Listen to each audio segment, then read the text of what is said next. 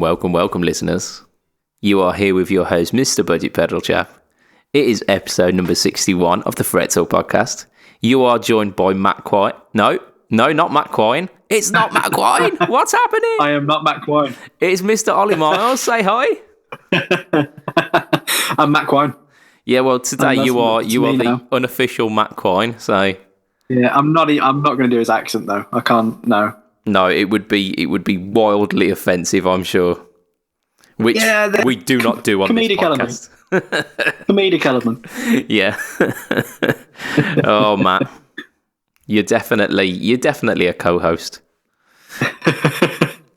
So, Ollie, it's been so long. What's been going on? It has been a long time. I've finished uni now. I'm waiting for my final results. Just sort of picking myself up, finding work, and getting to grips with how to, not be in education. That's it. How to adult now. Yeah. Oh, it's tough, man. It gets worse. Like, you think, yeah, this uni life's all right, and then it's all downhill from there, mate. I wouldn't bother. Just stay at uni forever. Yeah. I'm going to start another course. That's it. I was always into trying to get 360 degrees. I thought that would be awesome, because then you'd have an entire circle of education. That's brilliant, yeah. But yeah, try that. The first degree was enough work, so I don't know. Yeah. One was enough for me. That's definitely enough for me. So you've finished up uni. What did the kind of final throes of the uni course entail? Because I know you shared some stuff on our group, didn't you? Yeah. So my last sort of term, my last 2 terms were based solely on dissertation and final performance. Yeah. So my dissertation is not something. It wasn't the biggest dissertation in the world, but I based it all on how guitars can be fretted differently. So you get like fan fret guitars, fretless guitars, microtonal guitars, or just straight fret guitars. Kind of went down there and see how they differed and if they actually made any sort of change or influenced anything. And cool. I did a few thousand words on that. And then my final performance was just self-indulgent. Awesome. Yeah, that was a lot of fun. Yeah. So what was it that you played for your final performance for our listeners who haven't? So my final performance, I played 3 tracks. Yeah. I had my first track was 6 Feet Deeper by the Winery Dogs, which is Richie Kotzen, who is one of my favourites. He's a beast, isn't he? Oh, I didn't even attempt the original solo. I just improvised. Yeah. Then my second track was No Good For You by a band called Inglorious, who anyone who knows me knows I've spent the last sort of 18 months being obsessed with them. And then my final track was Blackbird by Alter Bridge. Yeah. I remember you sharing that one, actually, and I just thought... Yeah. Because I completely wrote off Alter Bridge, just thinking, it's going to be like kind of late 90s pap. But that track was wicked. It was really good. Yeah, that was a lot of fun.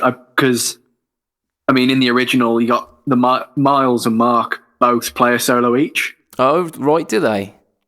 But it's sort of Miles Kennedy plays a sort of one of his kind of solos, and then Tremonti just goes, move out the way. Yeah. And just let the big boys play. Everything.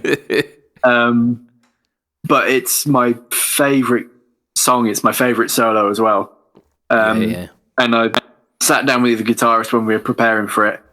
And he was like, just take both the solos. Nice. Just do it both. Just do it all in one go. So I did, and Yeah, you did it justice as well. It was a really good version of it.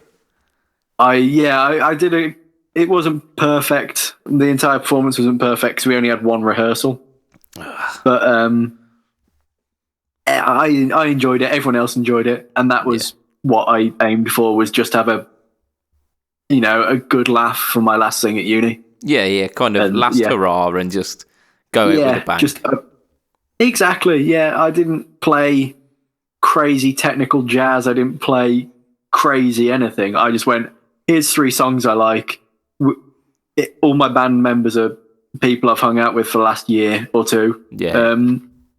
Let's have a good crack as my final performance with some friends. That's what it's about, though, isn't it? I mean, yeah. If doing a music course is for anything, it's to get out there and enjoy the fucking music, isn't it? Exactly. It's my degree. As much as I, did the work and whatever. Yeah. I didn't go for the degree. I went to meet people and to network, wasn't it, for you? Experience and be introduced to all these different kinds of music. Yeah. I just listened to progressive metal before I left for uni, and now I've come back and I'll play just about anything anyone will throw at me. Yeah. I mean, that because of what happened at uni. That segues quite nicely onto your YouTube channel, doesn't it? Really? Yeah. So, I mean, my probably about 3 weeks ago. Yeah. I've had a YouTube channel for years where I've put random videos up and done the odd bit back playing Bullet for My Valentine and Parkway Drive covers sort of 5 or so years ago.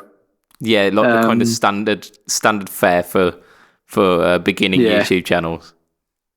Yeah, so I did that, and then in my final sort of few months at uni, I got really into sort of the live pop scene.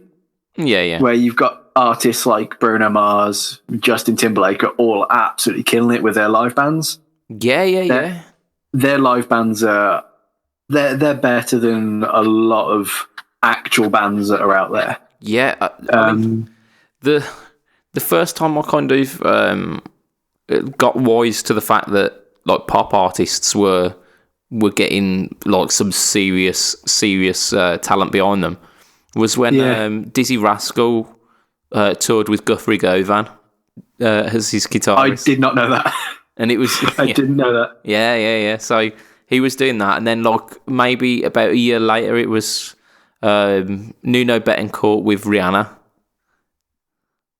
I know there's a few guys that are out. I mean, obviously you've got the big guy, which is Pete Thorne, who's just YouTube sensation. I think he's in Japan at the moment. And then the big guy at the moment in the pop world is a guy called Matteo Sasato. Okay. Who, bless you. He's if you look on the Sir website, I think he's got a signature Sir model, but he's just sort of appeared in the last couple of years. And there's a video of him on Instagram at age 12 playing like a John Petrucci lick. Fuck, man.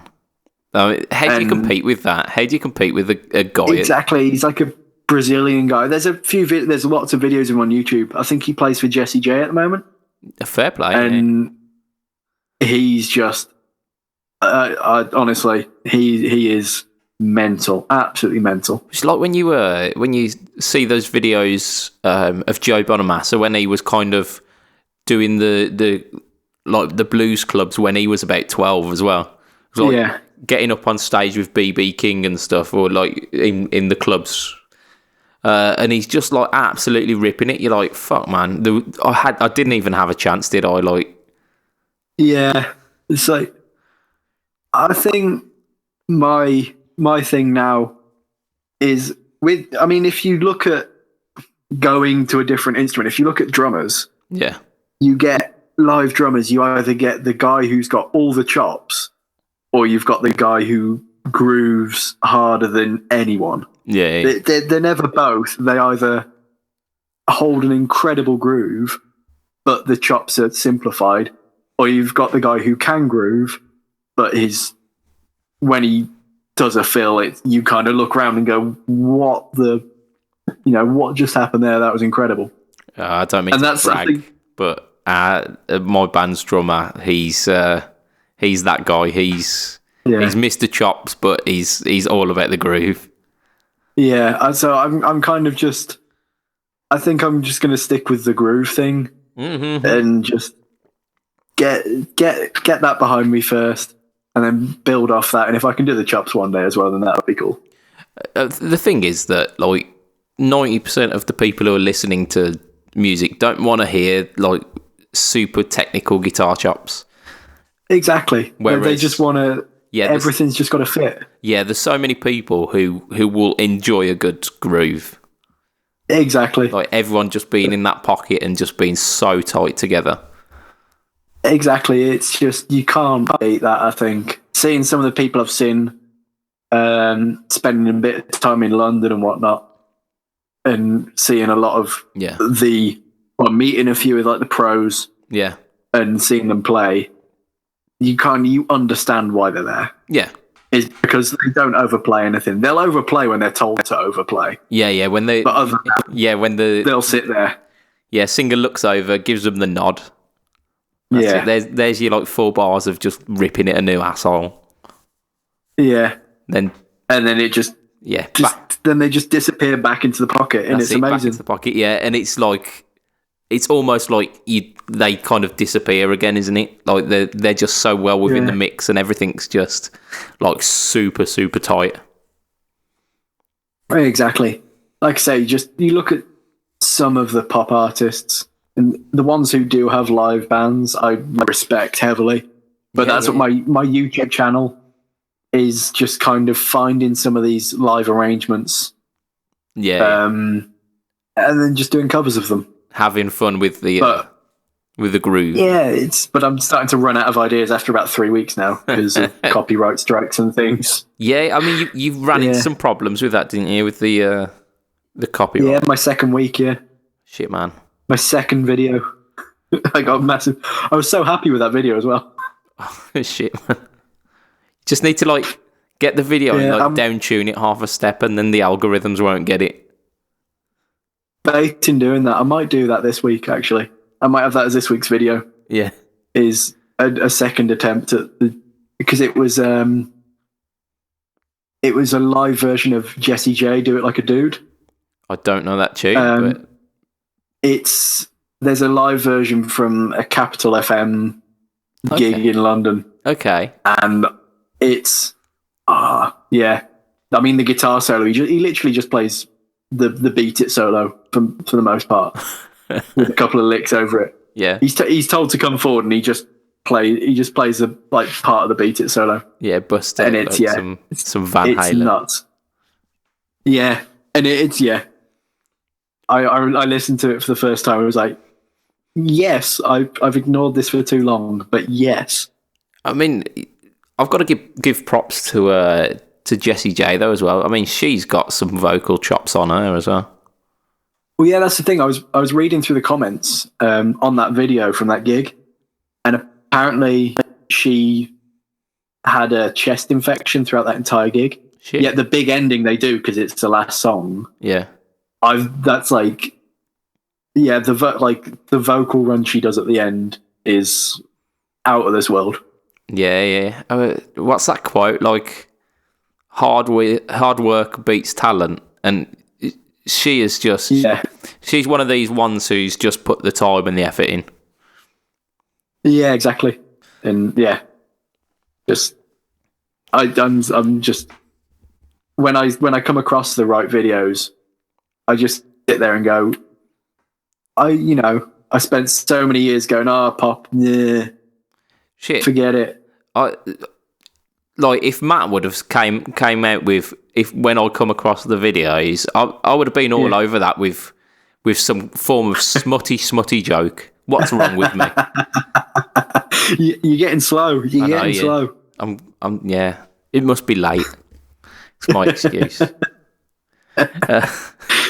So the YouTube thing you've ventured into. But there's also because it's been so long, man. There's been so many changes. I know. I've just been. Our timelines have just sort of not met up for so long, and I just haven't been able to do it. It's all good though, man. It's all good. We're here now. We're casting the pod. I made it. That's it. Casting the shit out of this pod. So, how's the Kemper going? The Kemper's not going. It's gone. What? It has gone. What? The Kemper left the building about, probably about 2 months ago, something like that. Shit. Yeah. So it's gone. So run us through that kind of process, because I mean, last time you were on, it was like the Kemper is the new thing, and it will change the way I think about tone. I still hold that opinion. Yeah, so that's the thing. I don't have the reason I sold the Kemper wasn't for tonal reasons or anything like that. It was perfect for recording. It was perfect for live. Yeah. It was absolutely incredible. Any tone I wanted, I had it. I created some weird sounds on there, and I created some of the best tones I think I'll ever get or will have ever had on there. Right on. To the point now where I've still got a backup of my Kemper just in case I ever get one again. Yeah. But the reason I sold it was because I found I spent more time fiddling with the Kemper. I can't leave that one alone. I can't leave that one alone. Come on. I was going to say fiddling with the knobs, but I knew you'd jump on that. You're on guard, aren't you? Yeah, I am now. I'm cautious. You're aware. But I spent more time touching the penis. Just kind of trying to get the tone of that little bit better. Try and find that 0.1% better. Yeah. It's rather than actually practicing. So I sold. Yeah, I sold it as a way to make myself practice. Yeah, it's exactly that. I spent more time going, "Oh, this can be better," than actually going to do what I was originally going to do. Yeah, it's almost like a kind of completionist mindset, isn't it? Where if you've got the chance to try all of the tones ever, you don't feel like you're doing the unit justice until you've tried all of the tones ever. Exactly. I'd sit there and I'd have my go-to heavy tones and my go-to crunch and my go-to cleans and my presets for effects and whatever. Yeah. And I'd use those. And if I was playing something specific, I'd go, yeah, it's good, but I think that just hang on, let me just add this parametric EQ just to make sure that I got that little mid thing there. And it was like I was mixing what I was playing as I was playing. Yeah. So you weren't kind of in the moment of the music. You were more kind of stepping away, kind of thinking in terms of the tone more than the musicality. Yeah, I just kind of had that moment one day going, I've been sat here for half an hour and I've played one song. Yeah. I've done nothing. So I put it up for sale. I sold it. Yeah. It went quick as well, didn't it? Yeah, it didn't. I think it was up for a week. Yeah.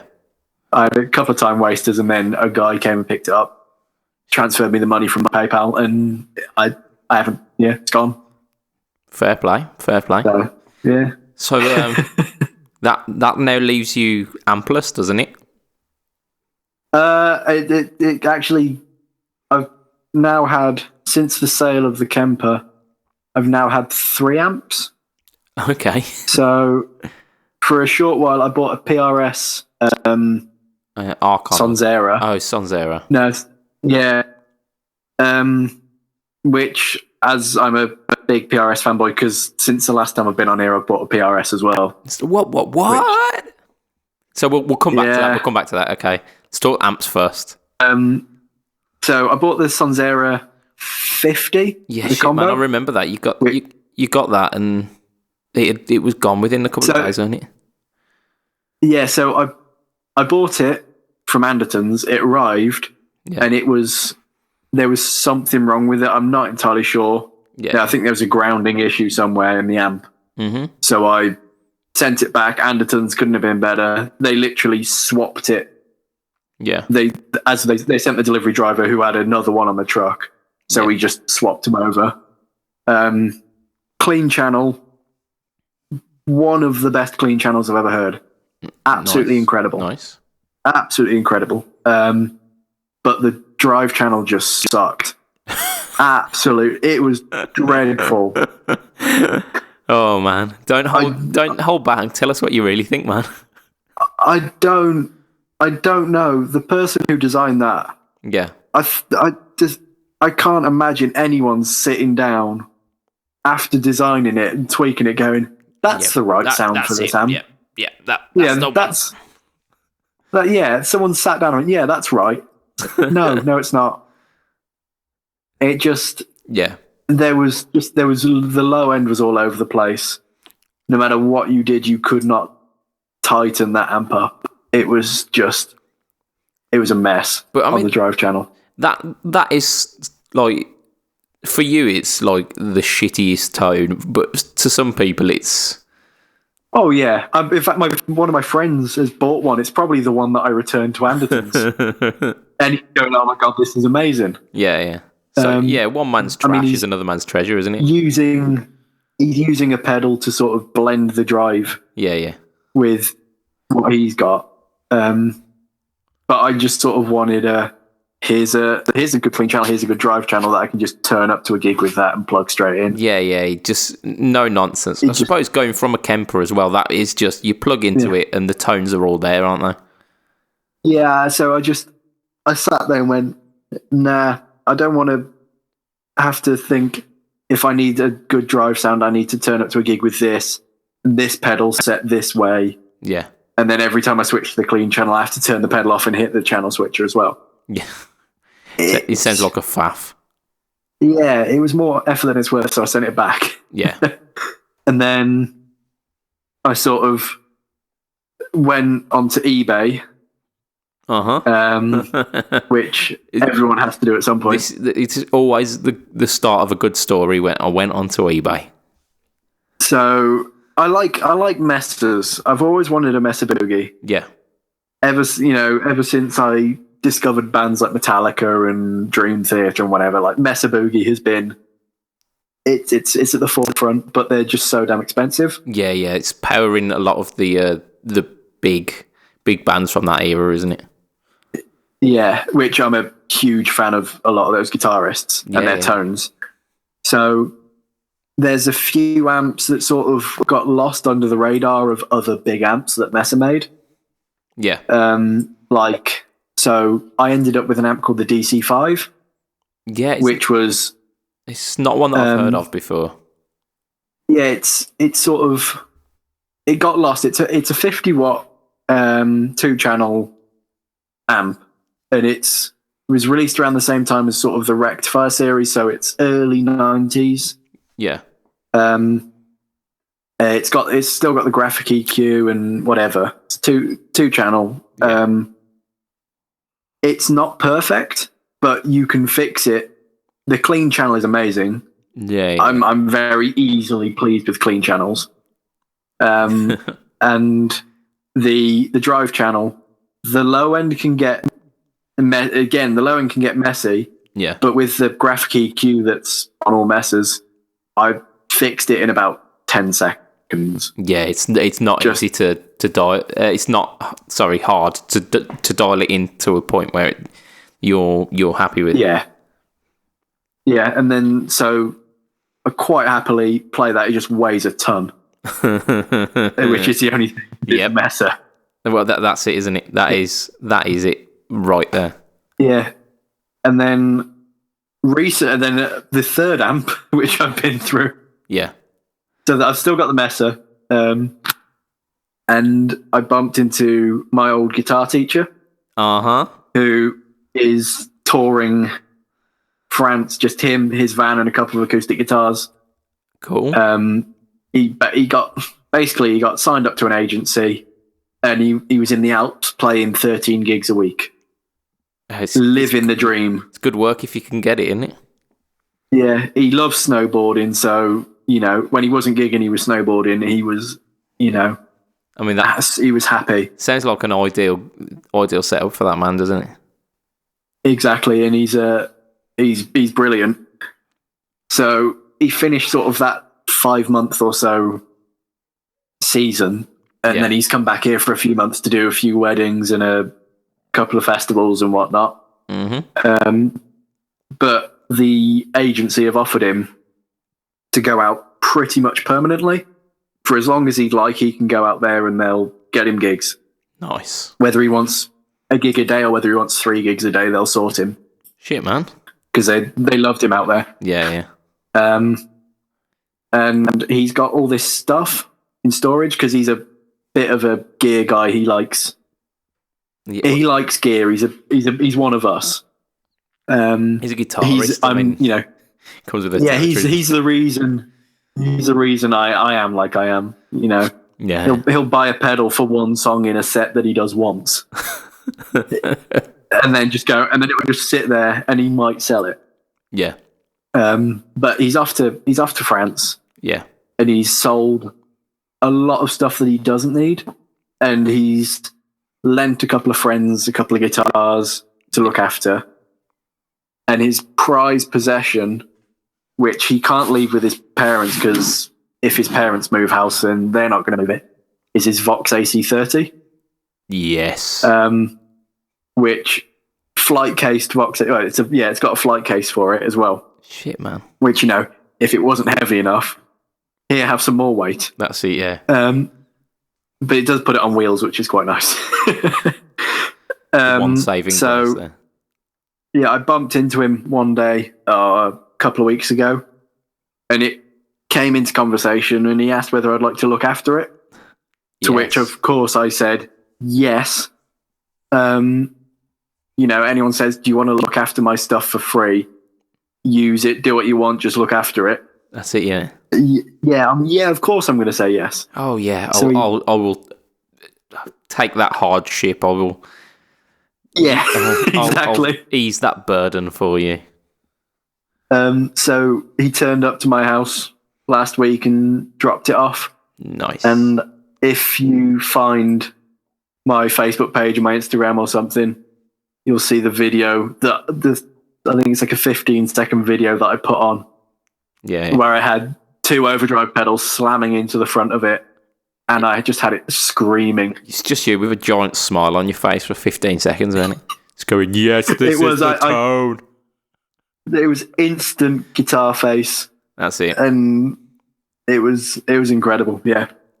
So that's going to be a lot of fun to have for the next few years, probably. Bang on. Yeah. So that's my amp journey since the Kemper left. So tell us about this this PRS new guitar that you were mentioned a little bit earlier. So so about Easter time, I had a month off uni. I was back home. I worked like hell for a few weeks. And I was a bit down. I was a bit bored. So I decided to treat myself to a little wander into Birmingham and go to Guitar. And I ended up. I mean, I'd seen it on their website already, and I knew it was there. But I thought I'll just go and have a look. I'm potentially not gonna buy it, but I'm not gonna say I'm not gonna say either way what I'm gonna do. Yeah, I had a wander in. Quality decide. Yeah, so I had a wander in one day,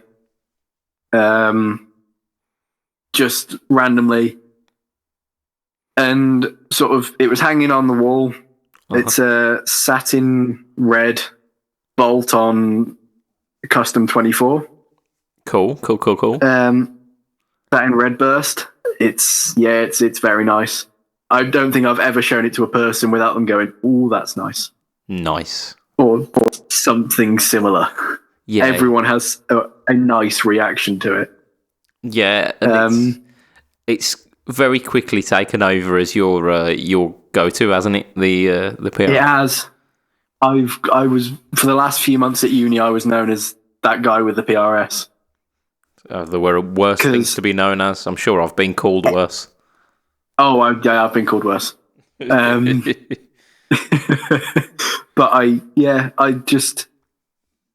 there wasn't a lot. There's not a lot that PRS won't do. Yeah. So no matter what are the kind of features of it? So it's custom 24. So dual humbuckers, is it? Yeah, 2 humbuckers, 3-way selector switch. A three-way toggle, sorry. Push, pull, coil, tap, or split. Can't remember which one. Yeah. I think it's split. Yeah, it's going to be split. And then it's a tone, one volume. Trem, which is slightly floating because of the carved top. Okay, yeah. Mahogany body, maple cap, which is about an inch thick, which is really nice. Yeah. Satin finish, ebony fretboard, maple neck, and locking tuners. So it's spec'd up to the hilt. Oh yeah, it's the only sound I cannot get out of that is a middle strap picker. That's the only bit I'm missing. Well, just own a strap for the rest of that. Yeah, exactly. Spare guitar, 2 guitars, wonderful. Turn it with a PRS and a strap. Or a PRS and a Silver Sky. Fucking hell. The less said about that abomination, the better. I like it. I want one. Right. I think we've pontificated enough for this week, haven't we? We've luxuriated in your massive gear dump. I've just had I haven't even touched on any of the pedals or anything. I've had half a dozen new pedals since the last time. Well, we'll save that for next time. We'll save that. So we're going kind of semi-news now. We're going semi-news because me and Matt have already talked about the Gibson 2019 range. Yes, but they're finding their way into shops now, aren't they? They are, yeah. They're slowly getting in. I haven't tried any, and I don't think you have you? I have not, no. But I thought I'd get your opinions on the 2019s because they're kind of rearing their heads again. Yeah, I'm mixed. I'm about 50-50. So what are the kind of standout stuff for you? What are you enjoying from the 2019 range? So I'm liking the return of the SG with the Batwing pickguard instead of the massive pickguard. Okay. Because growing up with AC/DC, obviously that's the SG. Yeah. So they've brought that back as sort of you have the standard, which is the full pickguard. Yeah. And then they have a slightly more expensive, about 300 quid more expensive. Yeah. Is this one with the different pickguard, and I think it's slightly different spec. Okay. So what are the specs on the SG range then? Because I thought from memory, and this is me kind of trudging the depths of my memory, trying to remember fucking 6 weeks ago or whatever. So there's is there a studio? There's a tribute, yeah. Sorry, yeah, tribute. Is there not a studio then for the SG? There is no studio. There's a tribute. Yeah. A standard. Yeah, standard. The standard 61. Okay, and then high performance. Then the high performance. Okay. I get you. I get you. So the tribute is your satin finish, or your warm finish. Yeah. They've been doing the tributes for quite a while. It's the same as always. But they're just a bit more expensive this year, as always. Mm-hmm. That seems to be the consensus with a lot of the Gibson range recently. Yeah, it's just getting more expensive. Yeah, I mean, there's one or two things that have cropped up which kind of buck that trend though as well. Yeah. So there's the Melody Maker Les Paul and the SG Fusion. The SG Fusion. I'm not sure what the SG Fusion is. I haven't seen that one. It's a bit like the Melody Maker M2, I think. Oh, there's the double cut Les Paul Junior. Yeah. That's the other one. That's because that's coming in at about 6.5, isn't it? That one. Yeah, it's $6.99. Yeah, which is, I'm tempted by that. I'm not gonna lie. That's a nice bit of guitar. I wouldn't mind that. I would be. I would be. A couple of things don't do it for me. I know people have been bitching about the scratch plate, and I could take it or leave it. It's not trad, but I'm the same as you. I'm not put off by it, but I'm also not going, that's amazing. Yeah. The thing that puts me off completely about it is the colours. I mean, you've got I get that, like a dark tobacco burst, and you've got like a black and like a blue kind of. Yeah, there's a worn cherry, worn ebony, worn brown, and a blue stain. Yeah, and all of them they're just really fucking dull. They're really, really dull. Oh yeah, I agree. I mean, TV yellow is one of the ones that you expect, and it's not there. Like, just fully cherry, just like a bright cherry, and like the custom shop ones that they were doing last year or the year before, they did like a really bright, vibrant red and a surfy kind of green colour. All right, they were absolutely banging. Yeah, I think you hit the nail on the head. It's like it needs a TV yellow, a cherry red, and an ebony, and then just that. Those are the three colours they should have gone.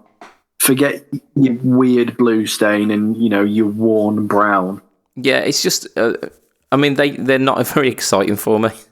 And I know there's not a great deal of places that are doing alternatives, but for a similar price, you can get a Gordon Smith, or a Reverend. Yeah, like Reverends. But I mean that kind of that double cut junior style. The Gordon Smiths at that price point, I think they come with binding as well, so it looks a bit classier. Yeah, and you're getting that one thing. I know the Reverend do sort of the single cut junior. Oh, do they? You can get it with the big C, and you can sort of get a bit fancier. Yeah, and I've always liked the look of those. The Ibanez AX as well that we mentioned 2 weeks ago. That's kind of double cut inspired. That's it's a like a really cheap alternative because they're only about 180 quid or something like that.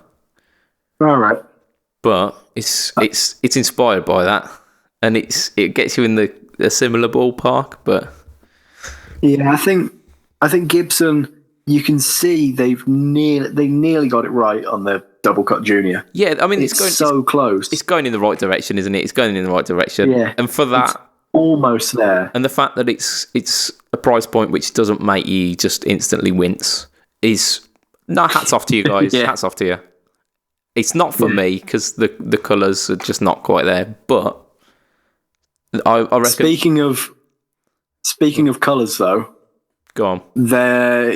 I like a Firebird. Yes. They've introduced a new colour in the Firebird series. I don't know if it's new, but like newly returned, if not new. Okay. It's called Cardinal Red. Yes, yeah. And it's like a light red, almost orangey Firebird, and it looks awesome. It's awesome, yeah. And are the Firebirds, is there still two in the range? Yeah, so you've got just the Firebird and the Firebird Tribute. Okay, yeah, because it was Studio last year, I think. Yeah, I think the Studios had humbuckers as well, but the Tributes this year have got mini buckers again. Mini humbuckers. Yeah, cool. So, it's what you expect from a Firebird, isn't it? Although I do like the Studio. I tell you what, I've been liking this year, and this is since the kind of the guitar shops have been getting them in and actually like taking photos of these specific colours. They're doing something called Blueberry Burst, I think, this year, and it's like Blueberry Burst. Yeah, it's like purple Blueberry Fade. Blueberry Fade. Yeah. Oh yeah, I've just found it. And on the sort of high performance guitars. Yeah, I think so. If they do that in a burst, not a fade, and if they did that on just a standard, I would be all over that. They do it. They do the Blueberry Burst on the Les Paul Standard. Oh, do they? Yeah. Oh, shit, man. And that, I'm looking at it now, and that is nice. Shit, man. Really, really nice. So, yeah, I mean, that's what I'm digging. Yeah. Just to wrap up the Gibson stuff, because we've got shitloads to get through this week as well. Yeah. What is not necessarily doing it for you on the Gibson stuff? So what's a bit of a letdown for you? I'd say most of it I'm kind of just meh about. Like nothing massively jumps out at me. I love the fact they've got kind of as a backstory, I'm really fussy about flying Vs. Oh, right. I only like flying Vs with a certain pick guard and a certain control layout. Okay. And they've nearly brought it back this year, but it's only in a natural finish. Yeah, because aren't they doing Carina ones? I think so, yeah. And then they've got like a satin black tribute version. Yeah. Which I love, but it's got a different control layout, which instantly kills it for me. Is it the 2 volume 1 tone? Yeah, I like the 2 volume 1 tone, and these just look like a volume and a tone. Okay. Yeah. So it's like there's a lot of nearly I'd have that. There's almost. I missed the chance for a Gibson Flying V. They released They released the Flying V, which was absolutely perfect for me. It looked beautiful. Yeah. It was cool. I had a similar thing. It was the Traditional Pro, I think it was called, and it was like all right. Just a kind of wine, lighter than wine red, but just like a kind of trans red. Yeah. Binding, no pick guards, zebra pickups. Oh, nice. And it was it just looked so good. And I think they had it around for like maybe 2 years, and I was like, yeah, I'll get it when it gets cheaper. I'll get it. I'll just hold off for a little while, and then it's gone and never to be seen again. No, I will have to get one day. But. I mean, other than that, it's all pretty. You know, if I ignore the price, most of it is quite nice. Yeah, I think the only thing I think is missing is a gold top traditional. Yeah. Okay. There's a gold top classic which has got zebra pickups and that, but when you move up to the traditional, you get the covered pickups and a few other bits. Yeah, and I think that styling would have been a bit nicer for it. I think a gold top needs the covered pickups. Yeah, and it needs to be in the traditional range, but it's not this year. And they haven't done for the last sort of 2 or 3 years, they've done a tribute as well. Yeah, a satin gold top tribute, and that's not there either. Oh, right, okay. I want more gold top. I need more gold tops. I'm up for that. I do like a gold top. Let's leave. It's my favourite finish.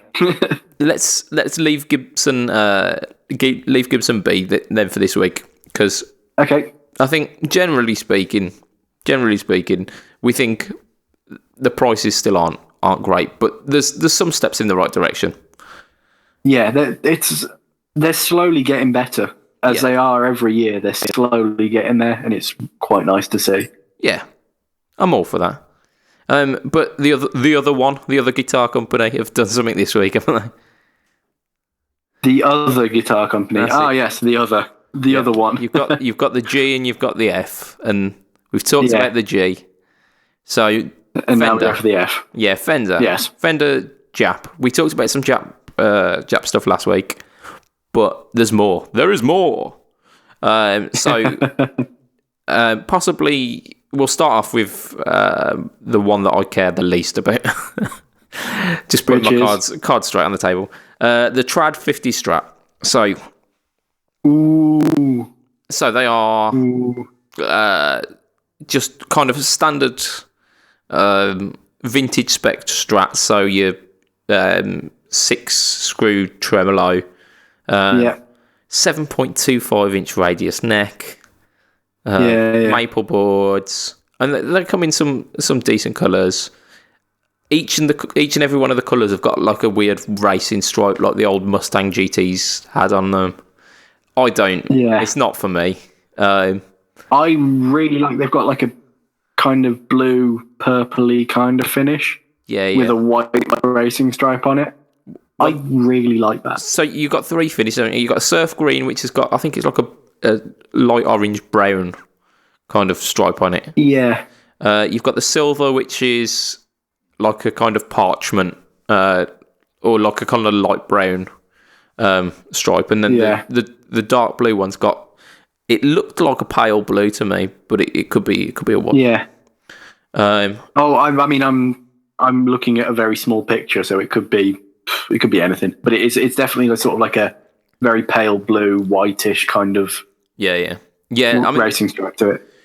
So for me, I had a Mexican 50 Strat, which these seem quite similar spec to, which was 6-point tremolo system. I assume it's going to have vintage tuners on it as well.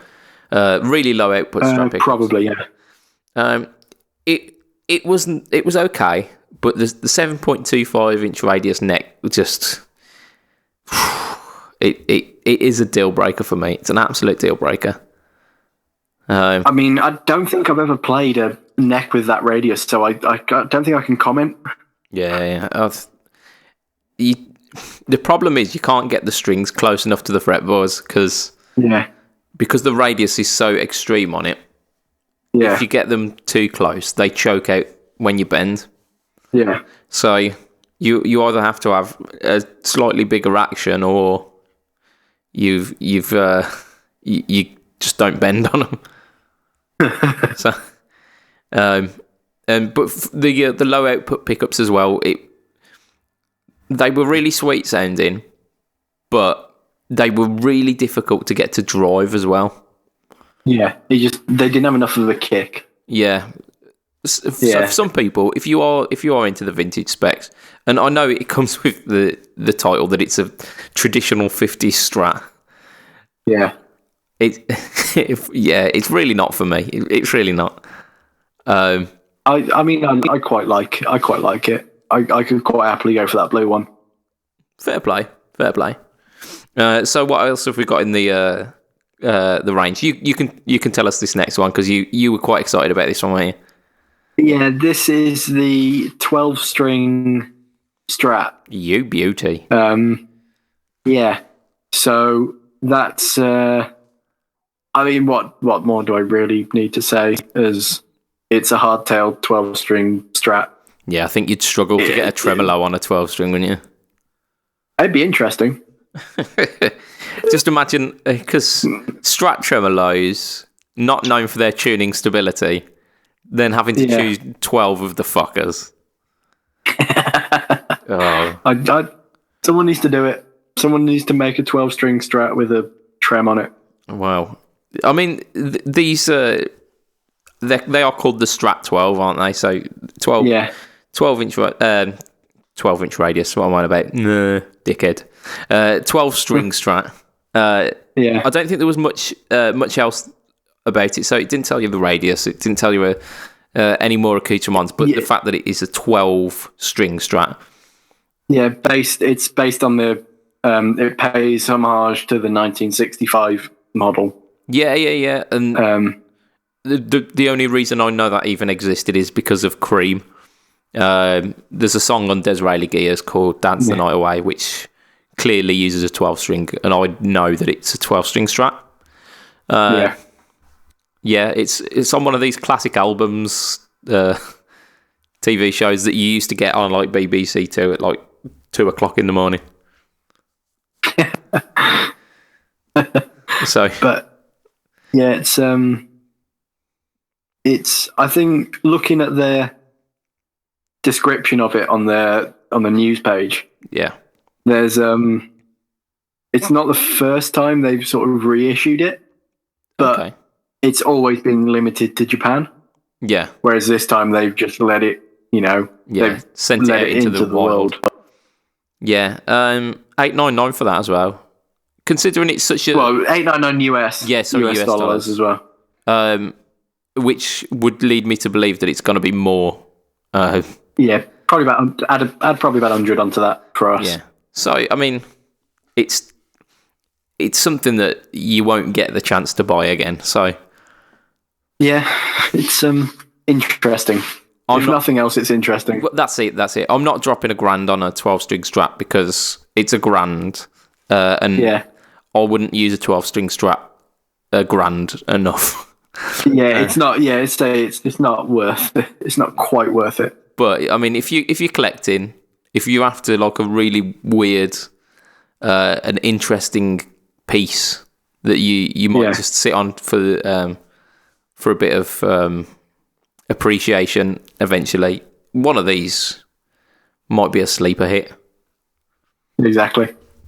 Right, let's. But there is one more. There is one more, isn't there? There is. The traditional 60s Jazzmaster. Yes. In paisley. So we've got pink paisley and we've got blue flowers. Yeah. Which they've done that in Telecasters, they've done that in Strats as well. So it makes sense that this is just now the next thing. Yeah. Last kind of 5 years, offsets have been the big thing, haven't they? Yeah, with the whole sort of indie band and the old the alt rock stuff. Yeah. And the pop stuff. It's all been about Mustangs. It's all been about Jazzmasters and Jags and all that sort of stuff. Yeah, there's been a real resurgence. It's all been about those sort of things. Yeah. Yeah. Do I understand it? Do I need to? I don't know. I don't. I don't like the trem on the Jazzmaster. No, I don't think you're supposed to. I don't. They are supposed to be universally hated. I just don't like it. I don't understand why they still use it because it's just bad. It's part of the look, though, isn't it? It's It is a tradition with the Jazzmaster to have that massive silver plate on the back. Yeah, and the finish, I don't know what I think. To be honest, there are so many people who cream their panties for the pink paisley finishes. Yeah, I couldn't give two fucks. I'm a bit sort of. I don't know. You know when you're sort of on the sort of end of I either like it loads or I hate it. Yeah, you don't quite understand. It's like I'm on the edge of a cliff. And I don't know which way to fall. No, it's like one is either love it or I hate it. And I can't decide which. Give in to the hate. Let the hate flow through you. Do it. Yeah, you've been practicing that. Yeah, just in front of the mirror ever since I was about 6. So yeah, I mean. It's news, isn't it? It is news. Yeah. And they're asking, so $999 $1169 UK English Great Pounds. Proper money. Yeah, well, that's what some people might say. Yep. I dare not blaspheme our American listener. But yeah. So I don't really care too much for him. I think I'd pick the blue Strat. I reckon I could have a bit of fun with that blue Strat. Out of all of them, I would probably have the Sunburst 12. Yeah. Just because I think I'd probably use that more than I would the others. But meh. It's just it's just meh. I mean it's interesting stuff. It's not safe. It's not bland. But it's not my bag either. So, hats off Japan. You're doing crazy stuff again. You always will. We love you. Yeah. But yeah. Right. So we're going to end up today. We're going to do a quick one, but we're gonna smash through a little spotlight on another company because we've been doing these spotlights for the past couple of weeks.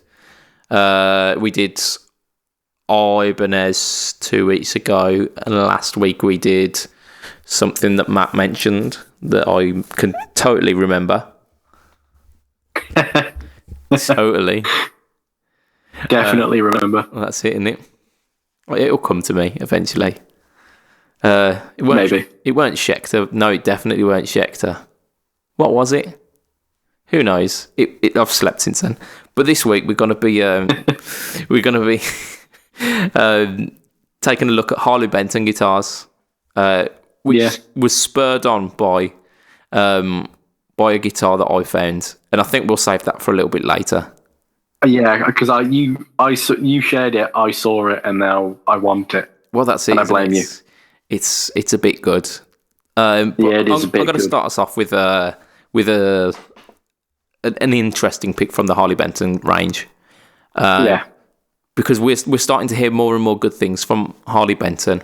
The Guitar Geek's been reviewing quite a few recently. He's been loving them. There are a couple of guys on Instagram who've been who've like got some recently and are actually saying they're really fucking good. So I thought we'd have a look. So I'm going to start off. So this model is called the TE80 NT Deluxe, and that means fuck all. Okay. So you can probably guess TE means telly. However, it's based on the old Hohner Prince Telecaster. All right. So it's looking funky. It's got the kind of the flamed maple top. It's got the walnut stripe down the middle. It's got the taut pick guard with the kind of weird little pick guard thing by the bridge as well. Nice. It's an ash body, so pretty Telecastery. Of course. And you just get like ultimate Prince badassness. I vaguely remember Henning Pauly doing a review of these when they first came out.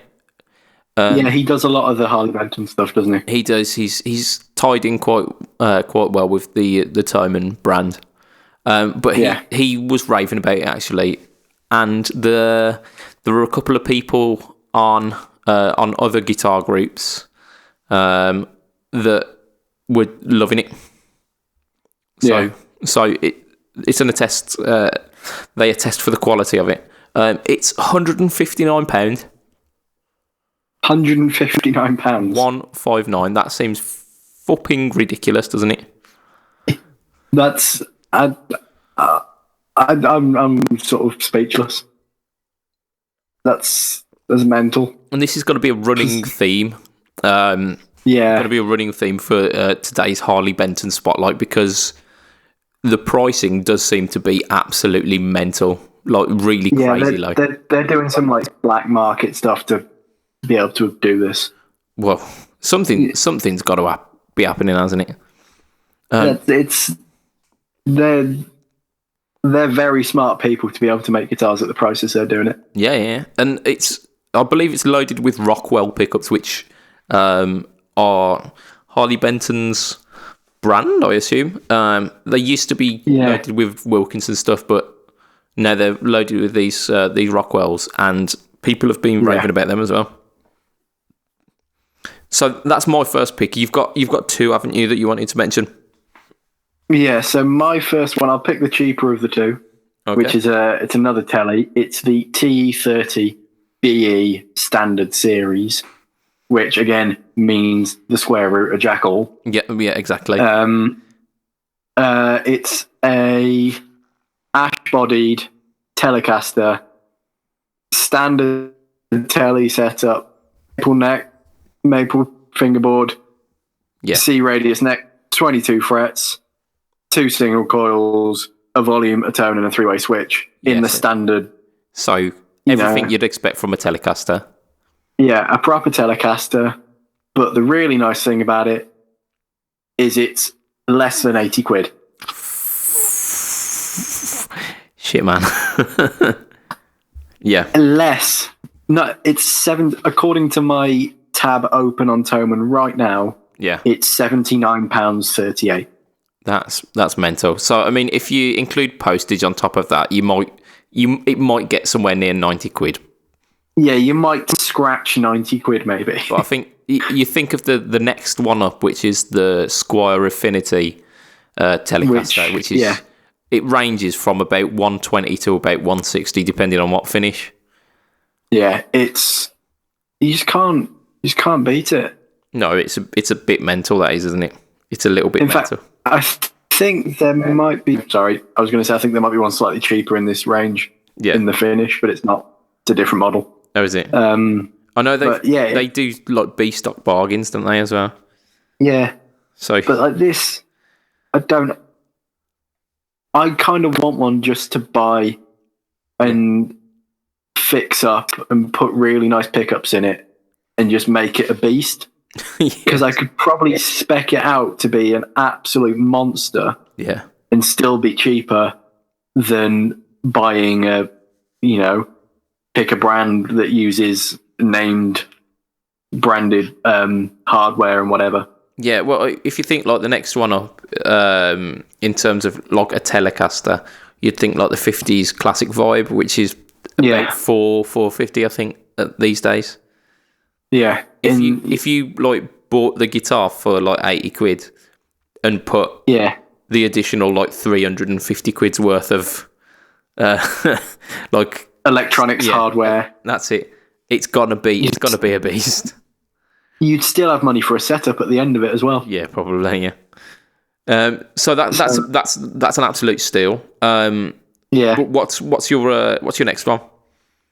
My next one is the HB 35CH, which So speak you know English, exactly man. what that is just from the name. It's sort of like a 335 kind of style. Okay, so we're talking semi-hollow, yeah. Yeah, big semi-hollow thing. What woods are we talking? Mahogany, centre block. Okay, yeah. Maple sort of surround. I don't know what else to call it. Yeah, maple. So the centre, back, yeah, basically. Is it laminated maple? It doesn't say. Okay. It is an arch top. It's a maple neck and a blackwood fretboard, whatever blackwood is. Mm-hmm. But again, 22 frets, 2 humbuckers, 2 tones, 2 volumes, everything you'd expect from a 335 with dot inlays. Okay, go on. Give me a price. £159. Shit me. Because when you told me to look through and stuff and pick out a couple that I like, yeah, I just went and looked at all the guitars and just sort of worked my way through. Yeah, and came across this, and for a second, I did really seriously think, do I want one of these? Well, I mean, semi-hollows, they are fun, so. I don't own a semi-hollow, but this is the perfect excuse. Well, yeah. It's mental. Exactly that. So, not wanting to kind of dwell on it too much, and we're kind of running out of time. Okay. So we'll go on to the big finale, and this is the one that we both independently looked at and just said yes. We both. You shared this in the group originally. Yeah. I saw it, and now I hate you for showing it to me. Yeah. This is So this is. It's one that I, even though I have absolutely no intention of buying any new guitars, I am very tempted to break that pact. Yeah, I'm very similar. So it's called the Fusion HSH Roasted NT, which basically from that you could probably tell. You could tell more than the other bloody like barcode numbers. So it's an HSH setup. It's super Strat flavored. It's got a roasted flame maple neck. So if you think kind of Harley Benton's take on Guthrie Govan's Sir or his Charvel, pretty much, because they're very it's almost identical. Yeah, it's almost identical. So let's just rattle off some of these specs because these are very, very impressive. Yeah. So as I mentioned, roasted flame maple neck, which I'll mention the price point in a bit, but at a price point that's under like 700 quid, you never see roasted maple. Yeah. I think like the next cheapest one was the Charvels, which we mentioned on the last cast. Oh yeah, I like the look of those. I might have to. I debate one of those. Yeah, and I was thinking like, shit, man, 700 quid for like a roasted maple necked super strat. That's a bargain. But then Harley Benton come with this. So roasted flame maple neck. Harley Benton came back and went, "Hold my beer." That's it, yeah, pretty much. So a new bone nut, which I don't exactly know what new bone is. It's new as in like new metal. Yeah, it's made by the guys from Korn. Oh dear. But yeah, I mean, it's not your standard like shitty resin, shitty plasticky. Yeah, so it's something which is a little bit upgraded from that. 24 stainless steel frets. It's just that's nuts. Again, show me a guitar that's like under 700 quid that's got stainless steel frets. It ain't happening.